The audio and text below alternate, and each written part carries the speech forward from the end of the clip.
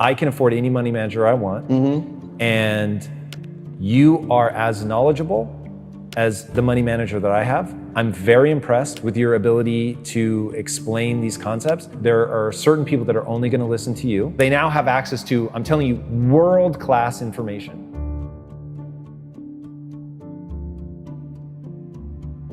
Wealthy people do three things, man.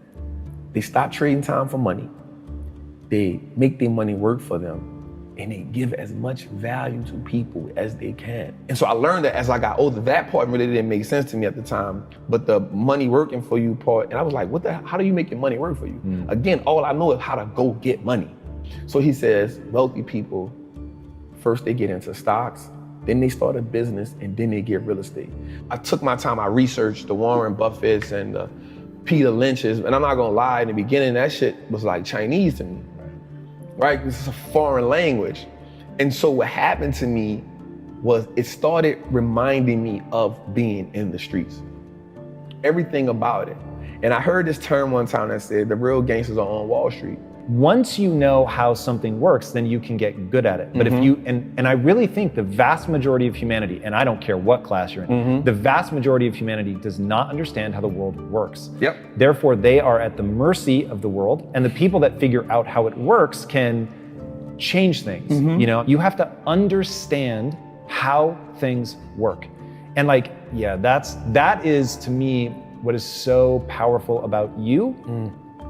You understand a game that a lot of people that are disenfranchised understand, the streets. And you're saying, motherfuckers, this is just physics. Let me show you the correlate over here. It's all the same shit. It's the same. That's it. And so that's important for me, the understanding the basics and the fundamentals. Like once you start understanding the fundamentals, you give yourself power. Because you now understand, like you said, you see how the machine works, right? And so most people look at the machine and marvel and say either, like most people look at the stock market, 98% of the people who I know look at the stock market and say, yo, that's not a game I can play. I'm staying away from it. And so the way it's set up is, the world is set up, well, listen, cool, I don't even want you to play. Just give me your money, I'll play it for you. So when we look at like banks, like we understand that banks don't necessarily work in our favor, right? So banks only give us 0.05% interest on the money we have there. Well, we can get 8% just by putting our money in an index fund. So why would I just sit my money in a bank and let the bank make all the money? Because all they're gonna do is invest the money for you. So they now operating as the plug. They operate now as the man who, I'm gonna front you this, I'm gonna make my money, I'm gonna take the cut, I'm gonna give you just enough to keep coming back. I wanna go to the plug. Who is the plug? The stock market, right? And so once I understood the fundamentals of like, the most important thing too, is we don't understand how money works.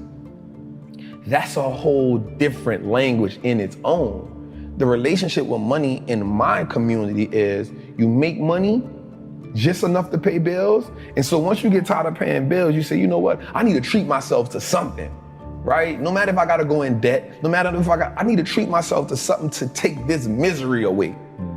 So you treat yourself to something that you can't afford at the time, right? But it makes you feel good in the moment.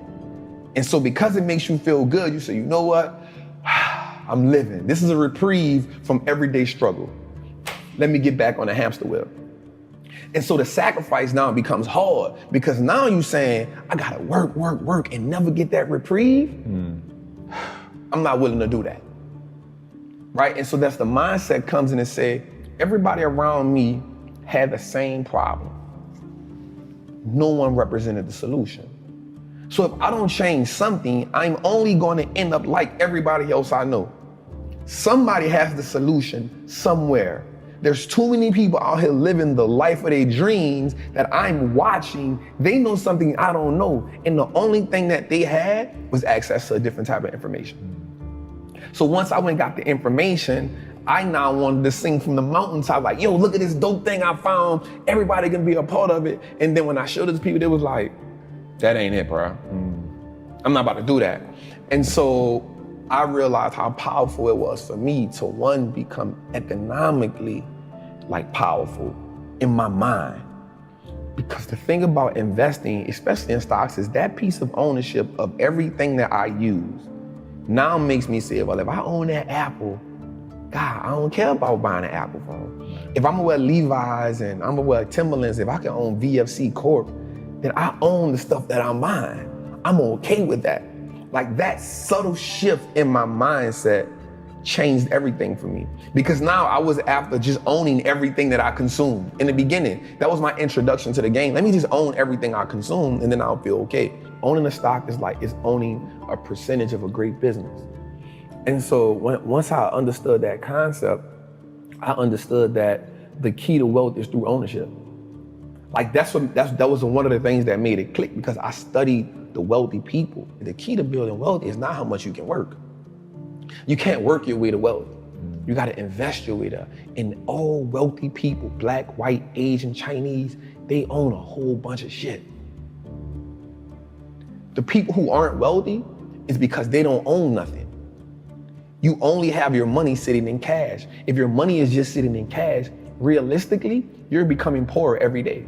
Right, or they own depreciating assets. And that's what cash is. It's a depreciating asset, because the more money they print, the more money that money loses value. Yeah. So if it's just sitting, it's the reason why the bank wants you to have your money there, so they can take it and use it and invest it so much and be like, hey, it's just sitting, I'm gonna give you 50 cents on whatever you had in it. Right. And so the idea of ownership was, yo, we can just start owning everything that no matter if it's just a stock. Like that's powerful, because if you can start owning the businesses that you now consume every day, you turn a one-time transaction to a lifetime of profit. Because if I go to the store and buy a pair of Nikes, that's a one-time transaction. In order for me to get something from them again, I gotta come back and buy another pair of Nikes. But if I own the Nike stock, long as I own it, it's a profitable vehicle for me. So that one-time transaction can become a lifetime of profit if I own that business. And another great thing about the stock market is it makes me pay attention to the world. And so now I understand what's going on in the world. I started learning business cycles, market cycles. You know what I'm saying? Like, because now I can understand, yo, this is okay. Things are going out of business. Okay, we're in this cycle. Okay, people are hiring. Okay, we're in expansion cycle. And so now I took an economic class on my own without just understanding the world. And so you start understanding when something is happening in China. Okay, something happening in China, so I own Apple. Apple has 20% of their revenue in China. Okay, they might take a little hit right now. What do you say to people that don't think they have enough money to invest? So the important thing for me to tell them is start where you are. You build a mansion, you build an empire, you build it brick by brick. Like you start with $25. If you can do $25 a month, that's cool. If you can do $25 a week, that's cool. Because what happens is, once you start understanding the power of how your money works, you'll start saying, yo, I don't need to do that because that's taken away from this. That 25 will now become $50. Guaranteed. That 50 will now become 100 because you're gonna start doing more with less. The person who works out and sees that they drop 10 pounds in 2 weeks says, you know what, I'm gonna go a little harder because I know if I can drop 10, I can drop 20, right? I know if I see one muscle shape up, I know it's possible. The word possible is so powerful. Possible changes the game.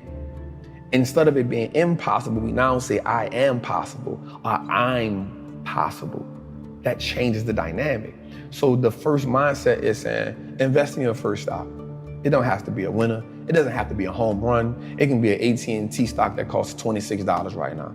It may not be the best investment in the world, but you started, right? And the great thing about anything is you can't be great if you never go to practice. You can't hit 81 if you never get in the gym. Yeah. So just get in the gym and then find somebody who can teach you. Be dedicated to understand the process. Warren Buffett said he reads 500 pages a day. We have to understand the power in learning and being educated, man.